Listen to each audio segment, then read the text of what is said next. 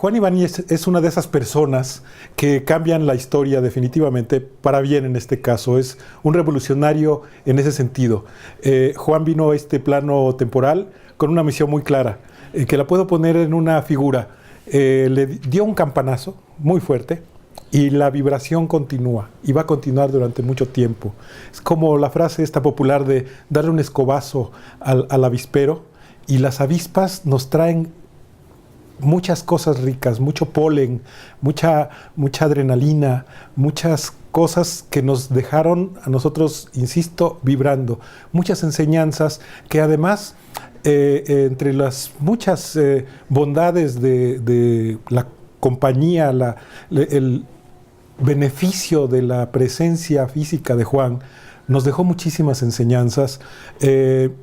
Hay un cambio definitivo, hay un antes y un después, en mi persona definitivamente. Entre otras cosas, el impacto consistió en una empatía. Compartí con él muchas formas de disfrutar del conocimiento. Para empezar, el conocimiento no es un compendio de citas en la cabeza y recitar frases, números, fechas, incluso versos. Se puede hacer, pero la esencia de todo ese conocimiento es la sensualidad, lo sensual del conocimiento. Decir lo sensual del arte ya es obvio, pero también si el conocimiento se traslada al arte sin esta sensualidad, pues tenemos estas obras muertas que nos rodean durante mucho tiempo y que Juan cambió definitivamente con su participación, con su pensamiento, con esta conjunción de lo apolíneo y lo dionisíaco en una sola persona. Y bueno, yo tuve el privilegio de su cercanía durante su periodo en el trabajo operístico. El punto culminante, lo recuerdo muy bien, fue cuando hablé con él, hice una entrevista antes del estreno, pero sobre todo, al estar en la representación escénica de la ópera Don Giovanni de Mozart, ahí están todas las ideas de Juan Ibáñez. Cómplice de Mozart, es uno de los artistas que mejor han comprendido a la música de Mozart, que parece, dentro de su accesibilidad, muy fácil, pero es uno de los artistas más complejos. Y precisamente Mozart, en Don Giovanni y en Così fan tutte, conjunta esta sensualidad del conocimiento. Está el conocimiento a flor de piel, están las ideas más profundas, filosóficas, metafísicas, pero es sobre todo la sensualidad. Recuerdo de una manera imborrable a otro de los grandes revolucionarios de la cultura, no solo mexicana, sino de cómo los humanos podemos comprender el mundo diferente, es Eduardo Mata. Fueron cómplices perfectos. Y bueno, solamente una persona tan revolucionaria, tan valiente y con tanta autoridad como Juan Ibáñez podía por primera vez en la historia de la ópera en México poner en poca ropa, como además es menester, de acuerdo con el requerimiento de la partitura, a las mejores cantantes de México. Con Juan también participé con él, y digo participé porque estuve cerca en los ensayos, y otra vez la entrevista previa. Yo me sentía privilegiado de ser el mediador con los lectores del periódico La Jornada, para el cual trabajo, de las ideas, de toda la urdimbre que tenía Juan en la cabeza y en el corazón para montar La Cenicienta, por ejemplo, de Rossini. Fue en ese momento, en esa entrevista, que fue muy divertida, que acuñó un término que hoy ya se ha hecho del uso más o menos cotidiano en México, del medio operístico, que es el término operópatas. Me decía, no, Pablo, lo que pasa es que en México la mayoría de las personas ven y escuchan la ópera con las patas. Por eso son operópatas, están enfermos de ópera. Entonces, él, teniendo en cuenta ese estado de las cosas, lo trastocó. Y por eso su puesta en escena de Don Giovanni y de La Cenicienta, entre otras que hizo, son un parteaguas de la historia operística en México.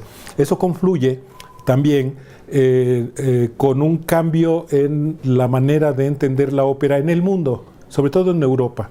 En México esa corriente fue elongada por otros colegas suyos como Ludwig Margules, como otros como Luis de Tavira, como Gurrola, que incluso Gurrola se llevó el trofeo de los tomates lanzados a escena, lo cual es un trofeo de guerra, es un reconocimiento. Lanzados por operópatas, por cierto, indignados porque la ópera fuera vista de una manera diferente, de una manera contemporánea a nuestra. Juan era entonces, bueno, para mí no es era, es, porque dije al principio que dio un campanazo que lo sigo escuchando y me sigue estremeciendo y me sigue moviendo a hacer cosas subversivas como las que él planteó, subversivas en este sentido, de trastocar, de tener una visión distinta del mundo, una visión que va a contracorriente del mainstream y precisamente tener el valor, eso fue una enseñanza de Juan, tener el valor de argumentar y de sustentar y sobre todo llevar a la práctica para el bien de la cultura de México. Esa es la parte que muchas personas no acabaron a comprender de una persona, pues un revolucionario. Yo no conozco a la fecha revolucionarios que hayan sido personas fáciles de trato. Juan era un volcán. Cuando las ideas con él empataban, pues era maravilloso, fluía. Y cuando chocaban, era menester guardar, en mi caso yo guardaba un discreto silencio para preparar la siguiente jugada y empatarme con él, porque así de generoso era Juan, una persona tan elevada, de un cerebro funcionando a toda velocidad, con una sabiduría inmensa, con una real cultura, te permitía estar a su nivel. Estas confrontaciones de ideas, cuando te decía, no estoy de acuerdo contigo, Pablo tenía que guardar silencio y contraargumentar, y él con una sonrisa continuaba en el flujo de las ideas.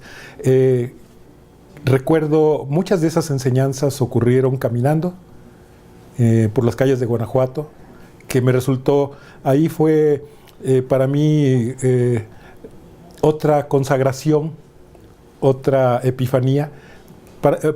Cuando antes de conocer a Juan, yo amaba la ciudad de Guanajuato. Con Juan la amo profundamente.